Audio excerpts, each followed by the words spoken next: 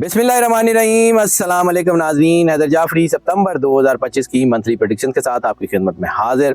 Monthly predictions का मुकम्मल अहवाल बयान करने से पहले आपसे रिक्वेस्ट है कि अगर आपने चैनल को सब्सक्राइब नहीं किया तो चैनल को सब्सक्राइब ज़रूर कर लें। बेल आइकन को जो है वो क्लिक करके ऑल की ऑप्शन को सिलेक्ट कर लें। वीडियोस को लाइक एंड शेयर करते रहें और ख़ास तौर पे आपकी मोहब्बत का एहसास हमें बहुत ज़्यादा एनर्जी देता है। अपने कमेंट्स में, अपने मैसेजेस में हमें अपनी मोहब्बत के एहसास से ज़रूर आगाह करते रहें। और नाज़रीन, ये जो मंथली प्रेडिक्शंस हैं ये इसलिए दी जाती हैं कि आप अपने महीने को बेहतर तरीके से गुजार सकें और आपको आने वाली हैपनिंग्स के मुताबिक अपनी प्लानिंग्स, अपने इक़दामात को बेहतर करने का मौका मिले।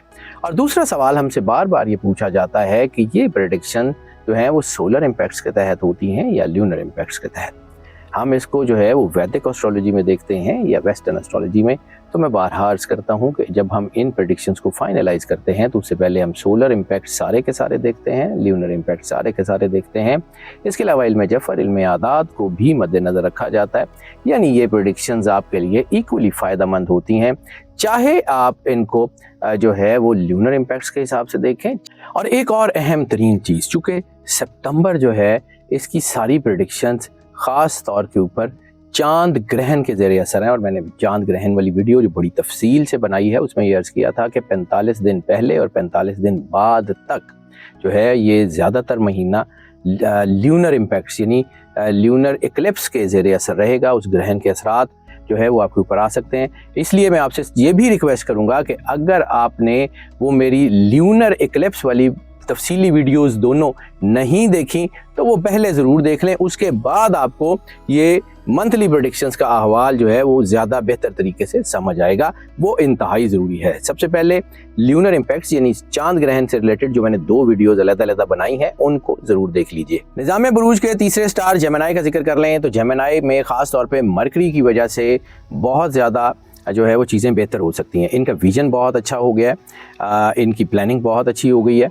अमूमन ये लोग जो है वो अपने फ़ैसले बदलते रहते हैं, तो इसलिए थोड़ा सा इनके ऊपर दबाव भी आ सकता है। इस वक्त कंसिस्टेंटली मेहनत करने की ज़रूरत है। ये महीना एवरेज गुड हो सकता है, करियर के लिहाज से ज़्यादा मेहनत करनी पड़ेगी लेकिन कामयाबी मिल जाएगी। इस महीने काम का दबाव भी बढ़ता हुआ महसूस हो रहा है। हो सकता है कि आपकी ये मसरूफियात आपकी हेल्थ के ऊपर जो है वो दबाव ले आएँ या आपकी फैमिली के दरमियान कुछ थोड़ा सा रिफ्ट जो है ये हो जाए, या कोई ऐसा आपके रिलेशनशिप में, पर्सनल रिलेशनशिप में ये हो कि आप उनको टाइम नहीं दे पा रहे।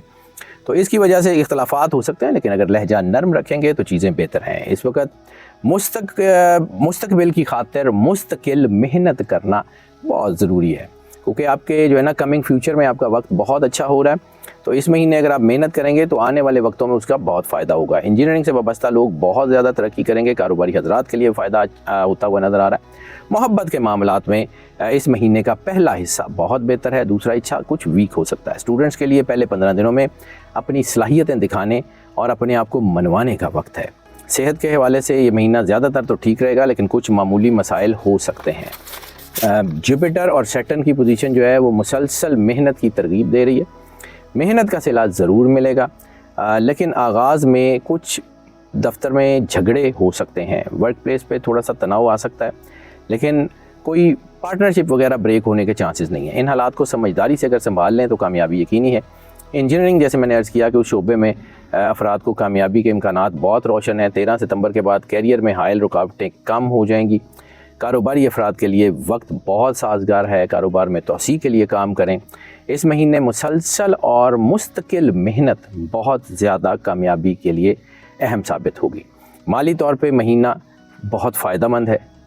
प्लानिटरी पोजीशन जो है वो आपकी सेविंग्स की तरफ इशारा कर रही है। वीनस की पोजीशन ख़ानदान में बहरहाल खुशहाली लेके आ रही है, और ऐसी सूरत में गैर मुल्की ज़राए आमदन जो हैं वो बहुत ज़्यादा अहम होते हैं। यानी एक से ज़्यादा मकामात से, और ख़ास तौर पे वो लोग जो इंटरनेशनली अपना काम करते हैं उनके लिए आमदन के जो है वो उसमें बहुत इजाफा हो रहा है। इस महीने मुसलसल और मुस्तकिल मेहनत की जैसे मैंने बात की है तो वही आपके फाइनेंशियल को भी बेहतर रखती है।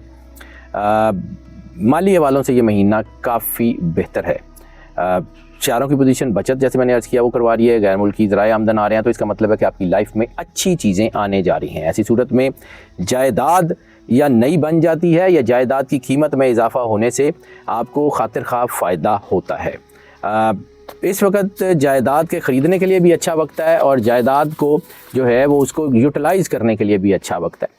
13 सितंबर के बाद आमदनी में इजाफा और अखराजात में कमी मुतवक्को है। स्टॉक मार्केट से पॉजिटिव रिजल्ट मिल रहे हैं, लेकिन इस वक्त बड़ी सरमायाकारी जो है वो नुकसान देगी। लव मैरिजेस, पर्सनल रिलेशंस की बात कर लें तो मोहब्बत जो है इस महीने में आपके साथ रहेगी और महीने का आगाज़ भी मोहब्बत भरे लम्हात से होगा। इस वक्त अगर आप लव मैरिजेस प्लान कर सकते हैं तो वो बहुत ही अच्छा वक्त है लव मैरिजेस के प्लान करने के लिए। घर में माहौल भी खुशगवार रहेगा और शादियों के लिए बेहतरीन वक्त है।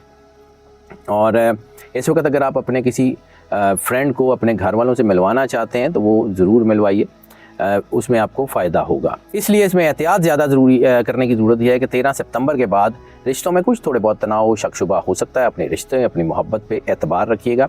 जल्दबाजी और जज्बातियत में कहे गए कुछ लफ्ज़ आपके रिश्तों को जो है वो नुकसान पहुँचा सकते हैं। सेकेंड हाफ में वीनस की पोजीशन बहरहाल बेहतर है, जुपिटर की पोजीशन भी सुकून दे रही है।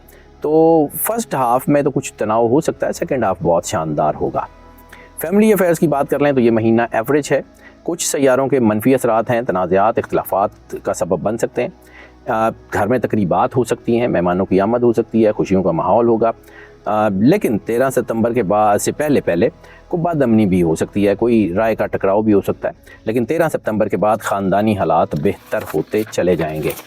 सन एंड सैटर्न ये जो है ये इनके जो मामलात हैं ये कुछ थोड़ा सा दबाव ला सकते हैं। ख़ास तौर पे वालिदैन और औलाद के दरमियान कुछ कशीदगी हो सकती है। बच्चों के गलत फ़ैसले वालिदैन को दबाव में ला सकते हैं, इसलिए थोड़ा सा सब्र और बर्दाश्त और हिकमत अमली से काम लीजिएगा।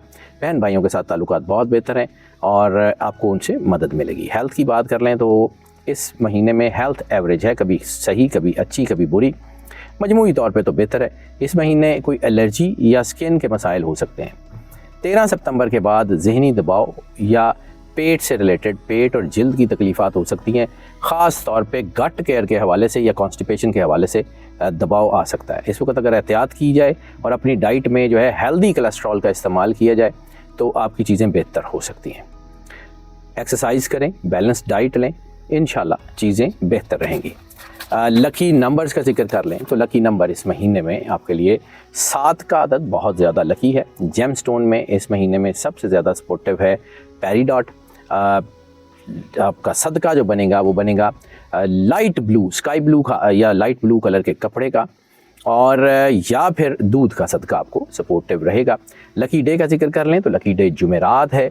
लकी कलर का जिक्र कर लें तो लकी कलर आपका रस्ट कलर जो है वो आपको बहुत ज़्यादा सपोर्टिव है। सूरत ऑफ द मंथ का जिक्र कर लें तो सूरह कुरैश की तिलावत आपके लिए इंतहाई बाइसे बरकत और बाइसे रहमत होगी। और नाज़रीन, जो चीज़ सबसे ज़्यादा सपोर्टिव है, जिसका अल्लाह और सरवर अंबिया सल्लल्लाहु अलैहि वसल्लम ने बार बार जिक्र किया है, वो है दरूद पाक। दरूद पाक सरवर अंबिया सल्लल्लाहु अलैहि वसल्लम और उनकी आले पाक की बारगाह में दरूद पाक का नजराना जितनी मोहब्बत, अकीदत, प्यार और खुलूस के साथ पेश किया जा सकता है वो ज़रूर पेश करें।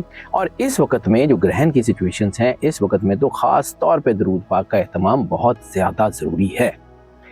और नाज़रीन, हम आपके बार बार यही कहते हैं कि हमारी दुआएं आपके साथ हैं। अल्लाह आपको ज़िंदगी दे, सेहत सलामती दे, हमेशा खुश रहें, मुस्कुराते रहें और अल्लाह की अमान में रहें। और ये वक्त ख़ास तौर पे अपने आप को अल्लाह के करीब रखने का है। इसमें जो है वो तनदही के साथ लगे रहें। इंशाअल्लाह आपकी ज़िंदगी के दुख दूर भी हो जाएंगे और हमारी दुआएं भी हमेशा आपके साथ रहेंगी। अल्लाह आपको सलामत रखे, आबाद रहें। अल्लाह हाफ़िज़।